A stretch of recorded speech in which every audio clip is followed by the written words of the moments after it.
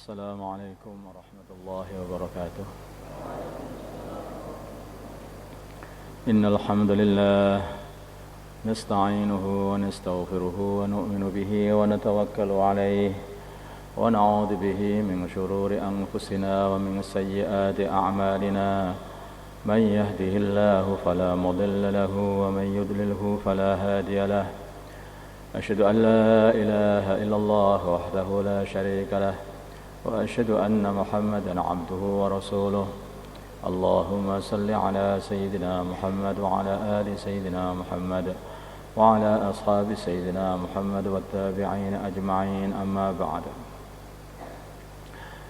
قال الله تعالى: إن الذين قالوا ربنا الله ثم استقاموا تتنزل عليهم الملائكة ألا تخافوا ولا تحزنوا وأبشروا بالجنة التي كنتم توعدون. نحن أولياؤكم في الحياة الدنيا وفي الآخرة ولكم فيها ما تشتهي أنفسكم ولكم فيها ما تدعون نزلا من غفور رحيم. ومن أحسن قولا ممن دعا إلى الله وعمل صالحا وقال إنني من المسلمين. Hadirin yang dimuliakan Allah Subhanahu wa taala, perkara yang paling penting adalah bagaimana kita ini bisa menghamba kepada Allah dengan hakikatnya menghamba. Menghamba sampai kita ini mempunyai gelar hamba. Karena gelar yang tertinggi bagi para hamba adalah hamba. Maka hamba yang gelarnya paling tinggi adalah baginda Nabi kita Muhammad sallallahu alaihi wasallam. Digelari oleh Allah dengan hamba. Subhanalladzi asra bi'abdi.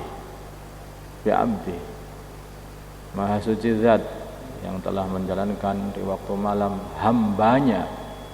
Siapa yang dimaksud hamba ini? Adalah baginda Nabi kita Muhammad sallallahu alaihi wasallam. Hamba.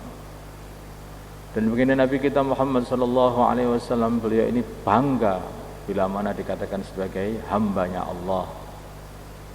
Maka beliau ini suatu kali beliau makan di bawah di tanah dengan jongkok makannya. Maka ada seorang wanita yang mengatakan, ini orang makan kok seperti hamba saja, seperti hamba sahaya saja. Maka baginda Nabi Muhammad SAW mengatakan, apakah ada hamba yang lebih menghamba melebihi aku? Akulah hakikatnya hamba, hamba yang paling menghamba kepada Tuannya Allah Subhanahu wa taala. Maka hadirin yang dimuliakan, ketika beliau ditawari oleh Allah Subhanahu wa taala, apakah kamu ingin menjadi nabi yang menjadi raja atau kamu menjadi nabi yang jadi hamba, katanya. Maka baginda Nabi mengatakan, aku ingin menjadi nabi yang jadi hamba saja ya Allah, sehingga aku bisa merasakan lapar. Begitu datang rasa lapar, maka aku bisa bersabar, mendapat pahalanya sabar. Begitu aku mendapatkan makanan, maka aku merasa syukur, sehingga aku mendapat pahalanya syukur. Sehari sabar, sehari syukur, sehari lapar, sehari makan. Itu yang diingini baginda Nabi Muhammad SAW. Padahal beliau telah mengatakan bahwa beliau ini telah dikasih kunci-kunci gudangnya bumi, diberikan semuanya kepada baginda Nabi Muhammad SAW. Tetapi beliau pengennya hidup seperti hidupnya seorang hamba. Aku ini hamba, maka sudah sepantasnya yaitu hidup seperti hamba. Itu baginda Nabi. Maka hadirin yang dimuliakan Allah Subhanahu wa taala, di dalam rumah baginda Nabi pun beliau mendidik keluarganya dengan pendidikan seorang hamba, pendidikan taat kepada Allah Subhanahu wa taala. Taat begitu. Kebanyakan baginda Nabi menyiapkan makan untuk keluarga ini hanya untuk sehari saja. besok tawakal kepada Allah. Hari ini yang penting sudah ada sediaan makanan. Besoknya itu nggak tahu, tawakal kepada Allah. Kalau datang makanan ya makan, kalau tidak ada makanan ya tidak makan. Maka datang baginda Nabi suatu hari pada salah satu rumah istrinya. Beliau bertanya, adakah makanan di rumah? Maka istrinya mengatakan, tidak ada makanan. Beliau mengatakan, kalau begitu aku tak puasa hari ini. Alangkah mudahnya. Tidak ada makanan jadi pahala, ada makanan syukur jadi pahala. Maka suatu kali juga pernah datang ke rumah salah satu istri beliau. Adakah makanan? Ada. Adakah lauk? Yang ada hanyalah yaitu cuka. Maka beliau mengatakan, sebaik-baiknya lauk adalah cuka. Cuka sudah cukup, enak dah. Makan hanya dengan cuka itu saja. Hadirin yang dimuliakan Allah Subhanahu wa taala, seumpama baginda Nabi pengen kehidupan yang hebat, yang mewah, yang lebih hebat daripada kehidupannya raja-raja dunia, Firaun, Namrud. Baginda Nabi mampu kalau baginda Nabi pengen, tetapi kehidupan yang seperti itu memang disengaja oleh baginda Nabi. Pengennya seperti kehidupan hamba, ya memang hamba. Yang diingini seperti itu. Ini namanya kehidupannya orang yang zuhud. Jadi zuhud itu berbeda dengan ketidakbahagiaan, itu beda dengan zuhud. Ada orang dia ini tidak punya apa-apa, maka dia mengatakan aku ini adalah orang yang zuhud. Belum tentu. Bukan semua orang yang tidak punya apa-apa itu zuhud. Ada orang tidak punya apa-apa tetapi hatinya penuh ketamakan. Hanya saja dia lagi tidak kebahagiaan dunia. Ini bukan zuhud ini. Ini bukan zuhud. Tetapi ini orang yang hatinya tamak, kemudian tidak mendapatkan apa yang dia inginkan. Sebaliknya orang yang zuhud adalah orang bila mana datang dunia, maka dunia ditolak dengan kedua tangannya. Seperti itu namanya zuhud. Maka zuhud itu susah. Bukan mudah jadi orang yang zuhud itu. Mujahadah memang diikhtiari untuk berzuhud. Hadirin yang dimuliakan Allah Subhanahu wa taala, orang-orang zaman dulu untuk usaha hidup seperti kehidupan baginda Nabi Muhammad sallallahu alaihi wasallam ini memang berusaha dengan susah payah. Susah payah.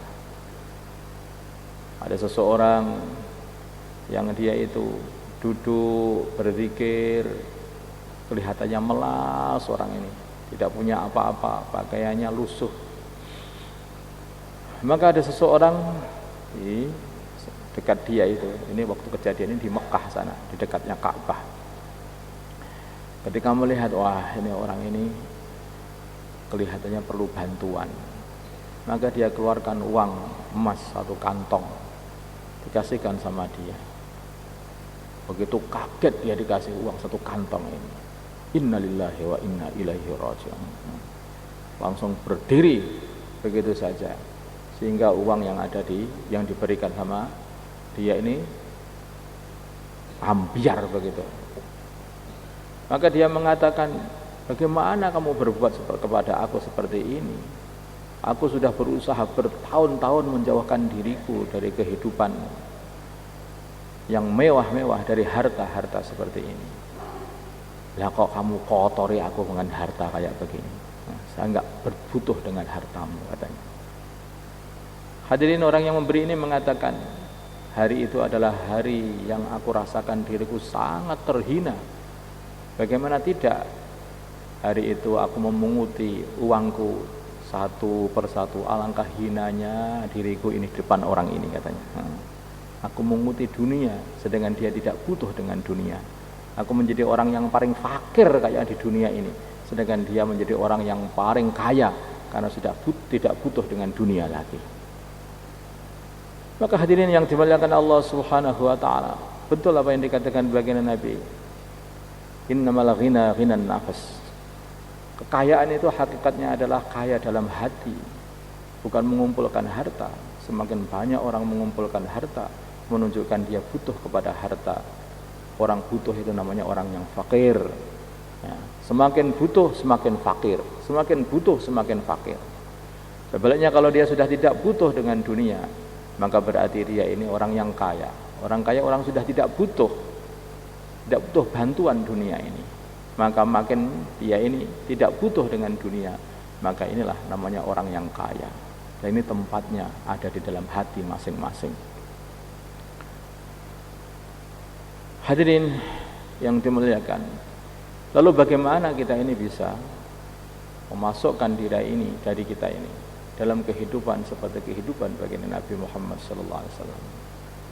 Kehidupan zuhud, kehidupan yang menghabiskan umur ini hanya untuk beribadah.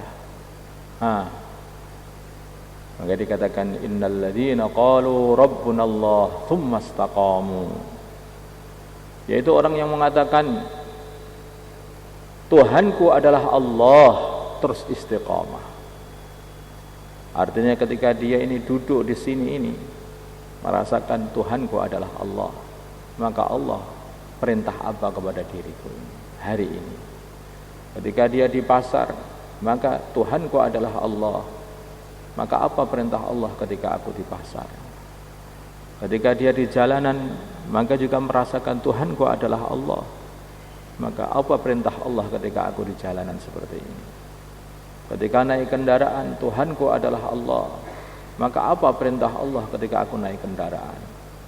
Ketika masuk rumah, Tuhanku adalah Allah, maka apa perintah Allah ketika aku masuk rumah? Terus begitu dirasakan istiqomah seperti itu. Maka jadilah orang yang paling banyak zikirnya, paling banyak ingatnya kepada Allah, paling banyak berdoanya, sehingga bisa mengikuti kehidupan baginda Nabi Muhammad SAW. Baginda Nabi ketika masuk rumah, Assalamualaikum. Ketika keluar rumah, beliau mengatakan, ya, Bismillah, tawakkaltu 'ala Allah, la haula wala quwwata illa billah. Ketika sudah naik kendaraan, maka beliau mengucapkan lagi, Subhanalladzi sakhkhara lana hadza. Karena Tuhanku adalah Allah, itu dirasakan betul dalam hati baginda Nabi. Kalau aku keluar rumah, sedangkan aku tidak dilindungi oleh Tuhanku, pelindungku, maka tentu saja aku akan hancur. Maka keluar rumah mengatakan Bismillah, tawakkaltu 'ala Allah, aku bergantung kepada Allah Subhanahu wa taala. Ketika naik kendaraan, Subhanalladzi sakhkhara lana hadza wa ma kunna lahu muqrinin. Diserahkan semuanya ini kepada Allah Subhanahu wa taala. Yang membuat kendaraan ini lurus jalannya adalah Allah. Yang membuat kendaraan ini belak-belok itu jalannya juga Allah Subhanahu wa taala. Maka juga tawakal kepada Allah Subhanahu, berdoa kepada Allah. Bahkan ketika tidur pun juga berdoa lagi kepada Allah Subhanahu wa taala. Banyak orang itu tidur tahu-tahu sudah sampai akhirat. Maka sebelum tidur membaca Bismikallahumma ahya wa amut. Ya Allah, aku atau amutu wa ahya, aku mati dengan namamu ya Allah, aku hidup lagi dengan namamu ya Allah. Bismikallahumma ahya wa amut, atau Bismikallahumma amutu wa ahya. Maka hadirin yang dimuliakan Allah Subhanahu wa taala, ini orang beriman itu kayak begitu, berbeda sekali daripada orang yang tidak beriman. Orang beriman itu terus kalau sudah istiqomah kayak seperti itu, menjadi orang istimewa. Saking istimewanya, maka begitu dia ini sowan kepada Allah, harus meninggalkan dunia ini, maka yang akan menyambut nyawanya adalah para malaikat.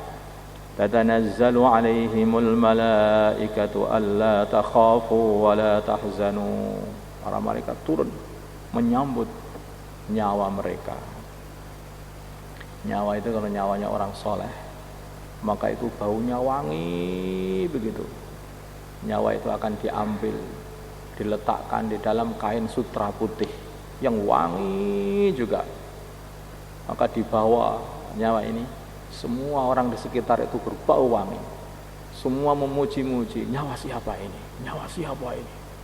Wangi sekali, nyawa siapa ini? Sampai begitu. Kalau nyawa ini nyawanya Allah. Kalau nyawa ini nyawanya orang yang nakal, penjahat, maka dia akan diletakkan di gombal yang begitu busuk baunya nyawa ini. Rohnya ini begitu busuk, maka orang sekitar pun juga ini mengatakan, roh siapa? Nyawa siapa ini? Wacin batin ini. Dari mana ini? Siapa ini? Maka hadirin yang dimuliakan Allah Subhanahu wa taala, baginda Nabi Muhammad sallallahu alaihi wasallam, beliau menggambarkan bahwa salat ini adalah pembersih diri kita, pembersih nyawa kita dari segala dosa. Dosa itu bau. Dosa itu betul-betul bau. Maka hadirin, beliau menggambarkan salat ini sebagai pembersih. Salat 5 waktu adalah seperti mandi 5 kali. Maka baginda Nabi mengatakan kepada sahabat-sahabatnya, apakah masih tersisa? Maka masih tersisa kotoranmu bila mana sudah mandi 5 kali sehari? Ya tentu saja tidak tersisa. Makanya tinggal sholatnya ini, sholatnya itu khusyuk apa tidak, bermutu atau tidak. Seperti halnya seorang yang mandi itu, mandinya itu mutu atau tidak. Nah, ini begitu itu. Sholat ini diumpamakan seperti, orang yang sholat diumpamakan seperti air yang mengalir. Yang orang yang mengerjakan sholat seperti mandi di air itu. Hadirin, kalau sholatnya itu bermutu, sholatnya betul-betul terima oleh Allah SWT, maka seperti seseorang yang mandinya betul-betul bersih begitu. Sehingga kalau 5 kali mandi dengan bersih, maka dia itu ketika sowan kepada Allah Subhanahu wa taala dalam keadaan bersih, tidak ada kotoran, tidak ada bau, hanya wangi saja adanya. Sebaliknya kalau dia ini salatnya tidak bermutu seperti salatnya orang-orang munafikin, wa idza qamu ila sholati qamu kusala, bila mana mereka ini menegakkan salat, mereka menegakkan salat dengan bermalas-malasan. Kenapa seseorang bisa sholat menghadap Allah kok malas? Padahal dia ini hidup dikasih kehidupan oleh Allah. Dia ini bisa makan, dikasih makan oleh Allah.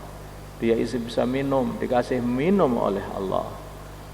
Nah, dia ini bisa melek, dikasih melek. Bisa tidur, semua dikasih oleh Allah. Lah kok suruh menghadap Allah?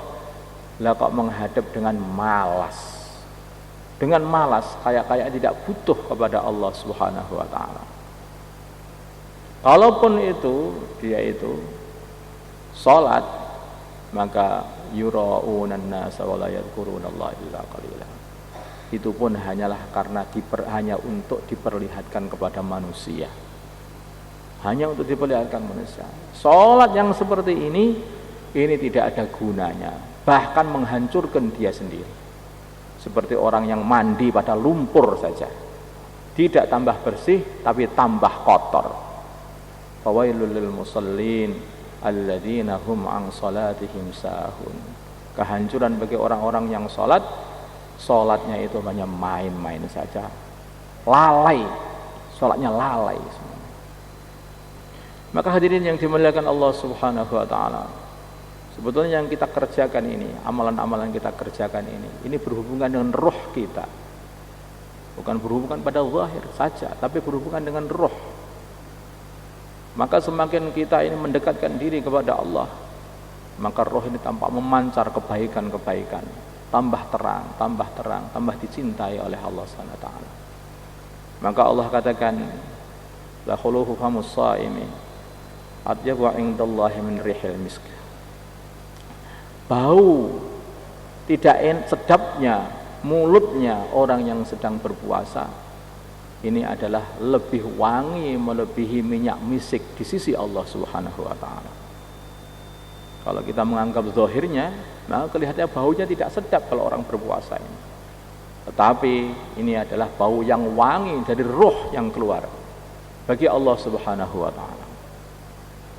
Maka hadirin yang dimuliakan Allah Subhanahu wa taala, sampai para ulama mengatakan dimakruhkan untuk bersiwak kalau sudah selepas zawal, karena waktu itu bau-baunya mulut orang yang berpuasa, karena akan menghilangkan bau ini. Sedangkan bau ini adalah sangat-sangat dicintai oleh Allah Subhanahu wa taala. Bagaimana kok bisa dicintai oleh Allah taala? Ya, karena ini akan membersihkan ruh, karena akan mewangikan ruh kita. Maka hadirin yang dimuliakan Allah Subhanahu wa taala, Allah tidak melihat wajah kita, kegantengan kita, tidak. Allah tidak melihat harta kita, tidak. Tetapi Allah itu melihat yaitu amalan kita dan hati kita. Ini yang dilihat oleh Allah. Amalan dan hati itu yang dilihat. Bukan mesti orang yang ganteng nanti di akhirat akan jadi ganteng, tidak. Bukan mesti orang yang kaya nanti di akhirat menjadi kaya, tidak. Siapa orang yang ganteng-ganteng nanti di akhirat? Orang yang hatinya bersih, orang yang amalannya diterima oleh Allah, itu orang yang ganteng-ganteng nanti di akhirat. Abu Lahab. Abu Lahab, Lahab itu adalah artinya jilatan-jilatan api, mencorong, api yang mencorong, menjilat-jilat seperti itu. Karena apa? Karena wajahnya putih, ganteng ke Abu Lahab itu. Ganteng Abu Lahab itu. Kalau kita melihatnya, kita akan terpesona melihat gantengnya Abu Lahab itu. Tetapi Allah katakan, tabbat yada abi lahab wa tab fama aghna anhu maluhu wa ma kasab. Coba, Abu Lahab walaupun wajahnya ganteng di dunia ini, tetapi nanti dia akan kehilangan kegantengannya ketika di akhirat, karena memusuhi baginda Nabi Muhammad SAW. Memusuhi baginda Nabi. Sebaliknya Bilal, orang Habasyah, kulitnya hitam, hidungnya juga tidak mancung, tetapi dia ini cinta dengan baginda Nabi Muhammad SAW. Maka dia masih di dunia pun langkah terumpahnya Bilal itu bisa didengar baginda Nabi di surga sana. Apa amalamu Bilal? Tidak ada orang di surga itu orangnya kok jelek, itu enggak ada, ganteng semuanya di sana itu. Maka Bilal mengatakan, setiap kali aku berwudu, wahai Rasulullah SAW, aku selalu sholat syukrul wudu 2 rakaat. Ini amalannya Bilal. Maka yang dilihat oleh Allah hati dan amalan, hati dan amalan. Sayyidina Abu Bakar As-Siddiq radhiyallahu taala anhu, ini mempunyai hati yang berbeda dengan seluruh sahabat-sahabatnya baginda Nabi Muhammad SAW. Hatinya itu istimewa, sampai dipuji-puji oleh baginda Nabi. Ini hati seperti ini. Ma fadalakum Abu Bakrin illa bima waqara fi qalbi. Abu Bakar ini tidak mengungguli kalian, tidak mengungguli kalian, kecuali disebabkan apa yang ada dalam hati beliau. Betul-betul mencorong hatinya itu. Betul-betul kokoh iman yang ada dalam hati ini. Ketika orang-orang membohongkan baginda Nabi, maka hanya satu orang yang mengatakan betul. Nabi Muhammad adalah betul. Orang-orang mengatakan Muhammad bohong, Muhammad bohong, Muhammad bohong. Tapi Abu Bakar mengatakan Muhammad betul. Muhammad betul, benar yang dikatakan itu. Itu yang dikatakan baginda Nabi. Ketika orang-orang membohongkan aku, satu orang saja yang mengatakan bahwa yang membetulkan aku, Abu Bakar As-Siddiq radhiyallahu anhu, tidak bergoyah imannya. Maka hadirin yang dimuliakan Allah Subhanahu wa taala, kalau kita pengen tahu iman kita seberapa, kadang-kadang orang itu enggak tahu, tetapi langsung ngaku-ngaku, aku ini kelihatannya kayak Abu Bakar imannya ini. Ya, boleh saja. Tetapi coba dites sendiri. Ketika sudah ada panggilan 4 bulan, 40 hari, kita larinya ke belakang atau lari ke depan, itu akan tampak itu kayak Abu Bakar apa bukan. Maka hadirin yang dimuliakan Allah Subhanahu wa taala, kalau Abu Bakar As-Siddiq radhiyallahu taala anhu, baginda Nabi Muhammad sallallahu alaihi wasallam, begitu beliau mengatakan, awalnya Abu Bakar bertanya, wahai Muhammad, ini teman dekatnya baginda Nabi beliau. Beliau bertanya kepada baginda Nabi Muhammad sallallahu alaihi wasallam, wahai Muhammad, aku dengar kaum ini mengatakan katanya kamu membuat resah saja. Apa betul begitu?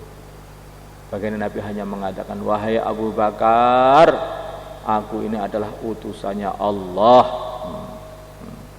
Katakanlah la ilaha illallah Muhammad Rasulullah. Langsung la ilaha illallah Muhammad Rasulullah. Begitu ditaskil langsung berangkat. Gak ada mikir, boleh gak kira-kira sama ayahku ya? Boleh gak kira-kira sama istriku ya? Boleh gak, cocok gak kira-kira sama anakku? Enggak. Langsung berangkat begitu saja. Sampai baginda Nabi mengatakan, aku tidak mengajak masuk Islam sahabat-sahabatku kecuali mesti di dalam hatinya masih ada maju mundur. Mesti ada seperti itu. Kecuali satu sahabat saja, yaitu Abu Bakar As-Siddiq radhiyallahu taala. Hanya maju tok, enggak ada mundurnya. Abu Bakar As-Siddiq. Maka hadirin yang dimuliakan Allah Subhanahu wa taala, akhirnya Abu Bakar disenangi oleh Allah Subhanahu wa taala. Disenangi oleh penduduk langit, termasuk malaikat-malaikatnya Allah Subhanahu wa taala. Hadirin, suatu hari Abu Bakar memakai pakaian, pakai selimut begitu, pakai abaah. Maka seluruh penduduk langit diperintah oleh Allah untuk memakai pakaian kayak pakaiannya Abu Bakar As-Siddiq. Saking ridhonya Allah kepada Abu Bakar As-Siddiq radhiyallahu anhu. Allah pengen menunjukkan kemuliaan Abu Bakar, ditunjukkan kepada penduduk langit, para malaikat sana. Ini hati, amalan hati, tidak bergoyah sama sekali. Inilah yang dinamakan istiqomah. Imannya itu istiqomah. Maka Sayyidina Ali radhiyallahu ta'ala anhu, beliau pun mengatakan, sampai mengatakan bahwa jalan-jalan yang ada di langit lebih aku kenal daripada jalan-jalan yang ada di dunia. Walaupun beliau itu hidup di dunia, beliau itu pandangannya itu terus ke akhirat. Artinya begitu. Maka kalau kamu tanya, kayak bagian beliau mengatakan, kalau kamu tanya mengenai urusan jalan-jalan dunia, mungkin saja ada jalan-jalan yang tidak aku ketahui. Tapi kalau kamu tanya urusan akhirat, semuanya aku ketahui. Saking iman pada akhirat. Ini para sahabat seperti itu. Tampak ketika hati ini sudah bersih, hati itu menghadap, tampak di dalam kehidupan mereka. Mereka telah menghabiskan seluruh waktunya untuk beribadah, untuk berzikir, untuk berjuang, untuk Islam, untuk mencari ridha Allah, biar Allah mencintai mereka. Hanya itu saja. Walaupun mereka harus menerima satu kehidupan yang susah diterima, karena tahu dengan susah-susah di dunia seperti ini akan menjadikan Allah cinta kepada mereka. Sayyidina Mus'ab bin Umair, anaknya orang kaya, pakaiannya bagus, kehidupannya enak, makanannya enak, dimanja oleh kedua orang tuanya. Hadirin yang dimuliakan Allah Subhanahu wa taala, begitu dia paham yang paling penting adalah dicintai Allah. Yang paling penting adalah dicintai Allah. Maka akhirnya beliau tinggalkan semua kehidupan. Dikasih pilihan oleh orang tuanya, hidup enak, makan enak, pakaian bagus, tetapi kamu harus meninggalkan iman. Atau tidak ada pakaian, tidak ada harta, tidak ada makanan yang enak. Terserah kamu kalau mau masuk Islam, ikut Muhammad. Maka Sayyidina Mus'ab bin Umair lebih memilih untuk ikut baginda Nabi Muhammad SAW, beriman, karena tahu ini akan mendatangkan cintanya Allah, ridha Allah. Lebih milih itu. Maka hadirin yang dimuliakan Allah Subhanahu wa taala, beliau habiskan seluruh waktunya untuk perjuangan. Beliau habiskan untuk semua waktunya untuk mengajari orang-orang Madinah Islam, tentang Islam. Hadirin, akhirnya ketika beliau ini, pemuda yang kaya raya ini, wafat, maka sudah tidak punya apa-apa. Hanya satu saja hartanya, selembar kain. Beliau ikut berjuang pada perjuangan Uhud, hanya punya selembar kain. Masya Allah, ini dulu orang yang kaya raya, tapi hanya punya selembar kain. Itu pun hanya untuk sarungan saja. Begitu beliau wafat, hanya kain itulah yang dibuat untuk kafan. Ditutupkan di wajahnya, kakinya kelihatan. Ditutupkan di kakinya, wajahnya kelihatan. Tidak cukup panjang kainnya itu. Akhirnya bagaimana? Nabi mengatakan, tutupkanlah di wajahnya, kemudian kakinya kamu tutupi dengan rumput saja. Mus'ab bin Umair, beliau memilih kehidupan seperti ini. Kenapa? Karena beliau sudah merasakan indahnya, nikmatnya, manisnya iman, manisnya mendapat ridha Allah Subhanahu wa taala. Maka tidak heran, ini para sahabat, kalau nanti kita ini bagaimana? Loh, para sahabat juga manusia biasa juga. Orang setelah para sahabat pun kalau mau menirukan para sahabat juga akan seperti para sahabat. Seorang pangeran, calon raja, amir yang hebat, mempunyai istana yang megah, Ibrahim bin Adham. Hadirin yang dimuliakan Allah Subhanahu wa taala, begitu beliau faham mengenai nikmatnya iman, manisnya iman, maka ditinggalkan semuanya ini. Ditinggalkan semuanya. Taraktul khalqa turran fi hawaka wa itamtul iyalaka ya araka law qatta'tani fil hubbi irba lama hannal fuadu ila siwaka. Aku tinggalkan semua makhluk ya Allah demi cintaku kepadamu, atau demi supaya engkau mencintai aku. Dan aku jadikan anak-anakku menjadi anak-anak yang yatim. Sudah jadi anak yatim, ku tinggalkan begitu saja, supaya aku dapat melihatmu ya Allah. Kalau engkau hukum aku ini, sehingga engkau potong-potong tubuhku ini ya Allah, karena cintaku kepadamu, maka hatiku sama sekali tidak akan berpaling kepada selainmu. Kalau orang itu betul-betul cinta kepada Allah, maka apapun kondisi yang diterima, maka hanya senang saja. Lau qatta'tani fil hubbi irba lama hannal fuadu ila siwaka. Musibah apapun yang kau turunkan kepada aku, walaupun kau potong-potong tubuhku ya Allah, hatiku tetap cinta saja kepadamu ya Allah, katanya. Ini Sayyidina Ibrahim bin Adham. Kalau manusia dengan manusia, mungkin kita dapat bisa melihat, bisa mendengar. Kalau orang lagi cinta sekali kepada istrinya, mau walaupun ditempilingi sama istrinya itu, dia tidak akan membalas.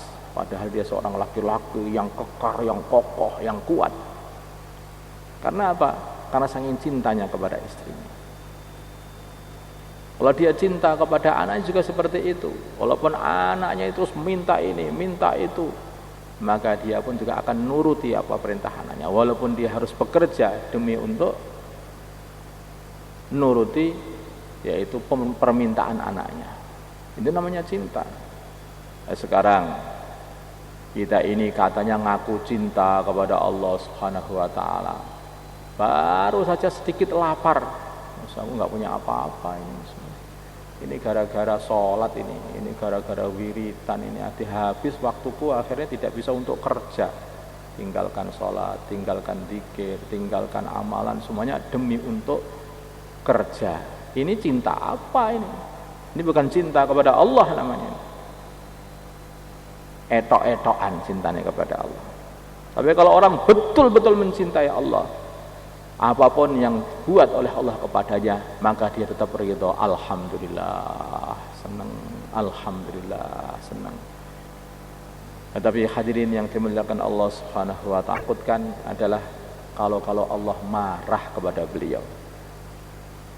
Maka beliau mengatakan, ya Allah, illam takun bika alayya ghadab fala ubali. Kalau asalkan engkau ya Allah tidak marah kepada aku enggak peduli engkau apakan aku ini, enggak peduli ya Allah. Aku ridho, seneng saja. Yang aku takutkan kalau engkau marah kepada aku. Kalau orang sudah dimarahi Allah itu sudah enggak ada bagian apa-apa. Maka hadirin yang dimuliakan Allah Subhanahu wa ta'ala, rasa seperti inilah yang harusnya kita pupuk, kita usahakan sampai iman itu betul-betul tidak goyah, istiqamah, sehingga nanti kita begitu dipanggil oleh Allah langsung disambut oleh para malaikat. Tatanazzalu alaihimul malaikatu alla takhafu wa la tahzanu wa abshiru bil jannati allati kuntum tu'adun. Mereka mengatakan, para malaikat itu, janganlah kalian semua khawatir, janganlah kalian semua susah, jangan mengkhawatirkan nasibmu nanti setelah ini, enak tok sampai mlebu swarga. Jangan kamu pikirkan orang-orang yang kamu tinggalkan, amalmu sudah baik, maka orang-orang yang kamu tinggalkan akan dipelihara semuanya oleh Allah Subhanahu wa ta'ala. Begitu dikatakan dalam kitab-kitab tafsir. Maka hadirin yang dimuliakan Allah, kalau kita taat betul kepada Allah, maka anak-anak kita, orang-orang yang kita tinggalkan pun juga akan dipelihara oleh Allah Subhanahu wa ta'ala. Nabi Ibrahim alaihi salatu wasallam taat kepada Allah, maka akhirnya anak-anaknya pun dijadikan anak-anak yang barokah ya. Jadi anak yang barokah, menyebar ke seluruh dunia, menjadi dai-dai yang menyebarkan agama, menjadi wali-walinya Allah, menjadi raja-raja Islam. Bangunan-bangunannya dibarokahi, Ka'bah jadi barokah, Masjidil Aqsa barokah, Masjid Nabawi ini yang bangun juga keluarga Ibrahim, baginda Nabi Muhammad SAW juga barokah. Airnya juga barokah, air Zam-Zam. Orang sakit minum langsung sembuh sakitnya, orang bodoh minum langsung pinter ya. Ini kalau yakin loh ya, kalau yakin begitu. Para ulama dulu kalau minum air Zam-Zam niatnya, ya Allah, aku telah mendengar dari nabimu bahwa ma'u Zam-Zam lima syuribalah, air Zam-Zam mengikuti niatnya orang yang minum, maka aku minum air Zam-Zam, aku niatkan supaya engkau ampuni dosa-dosaku ya Allah, dan engkau tambahi ilmuku. Dan mengatakan engkau jadikan, engkau tambahi kecerdasanku. Banyak di antara mereka mengatakan, setelah aku minum air Zam-Zam pada waktu itu loh, gitu loh, kok aku sekarang ini jadi padang begitu, semua ilmu bisa masuk. Makanya itu yang susah berpikir itu banyak minum air Zam-Zam. Itu air barokah. Itu air barokah. Maka hadirin yang dimuliakan Allah Subhanahu wa ta'ala, semua keberkahan yang diberikan oleh Allah Subhanahu wa ta'ala kepada orang-orang soleh, baginda Nabi, para Nabi, Nabi Ibrahim dan keluarga Ibrahim, semuanya dikarenakan yaitu takwa mereka. Takwa mereka. Diuji apapun itu sempurna, digarap dengan sempurna, ujian apapun. Wa idh ibtala Ibrahim rabbuhu bikalimatin fa'atammahun. Nabi Ibrahim ini diuji apapun, ujian itu digarap dengan sempurna, 100% benar, 100% benar. Nah, kita ini kalau diuji apapun oleh Allah, maka yang kita pikirkan apa perintah Allah ketika datang ujian seperti ini. Sekarang ujian, katanya itu ada pandemi sekarang itu bagian dari ujian. Kalau orang yang tidak berhasil diuji seperti ini, alhamdulillah, ini waktu istirahat amal kelihatannya ini. Malah leren semuanya. Salatnya leren, zikirnya leren, dakwahnya istirahat gitu. Sedekahnya istirahat, semua istirahat habis-habisan. Wah, ini berbahaya. Ini namanya tidak sempurna. Seperti apapun ujian itu tetap kita laksanakan. Sholat dijaga, zikirnya dijaga, amalan dijaga. Karena namanya dunia ini seperti ini. Dunia itu kadang-kadang panas, kadang-kadang dingin. Dunia ini kadang-kadang ada penyakit, kadang-kadang tidak ada penyakit. Dunia seperti itu. Dunia itu seperti itu. Nah, tapi agama ini untuk diamalkan ketika dalam kondisi apapun itu bisa diamalkan.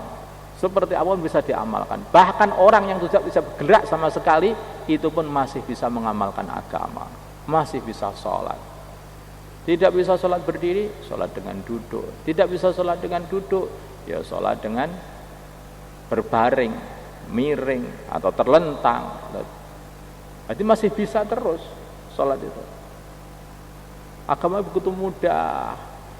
Orang mau mati pun juga masih bisa sholat. Maka hadirin yang dimuliakan Allah Subhanahu wa taala, jangan dijadikan suasana-suasana panas, dingin, penyakit, sehat, berubah-ubahnya suasana ini menjadikan kita tidak istiqomah. Tetaplah istiqomah. Insyaallah Bang ya. Nah, itu seperti itu istiqomah. Inilah orang-orang yang nantinya nyawanya akan disambut oleh para malaikat. Maka hadirin yang dimuliakan Allah Subhanahu wa taala, ini niat dulu. Ini niat dulu. Niatnya juga istiqomah. Lah kok niat saja tuh Pak? Wis pokoknya niat, istiqomah niat. Nah, gimana Pak?